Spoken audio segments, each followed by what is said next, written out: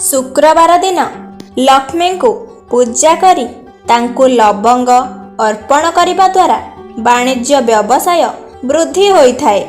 गुरुवार किंबा शुक्रवार दिन कोनोसी मंदिर परिसर रे कदली गछ लगाइले लक्ष्मी कृपा लाभ हुए। ठाकुरंकु गाधोइबा समय रे बुढ़ा आंगुठी को छाड़ी सबु आंगुठी व्यवहार करिबा उचित। रविवार दिन केबे भी तुलसी पत्र तोलंतु नाही। मान्यता अछि जे एहा कले ठाकुर क्षुभ प्रकाश करंती। पूजा समय रे शालग्राम को केबे भी चाउल अर्पण करिबा उचित नुहे। वस्तु शास्त्र अनुसार एहा अशुभ होइथाए।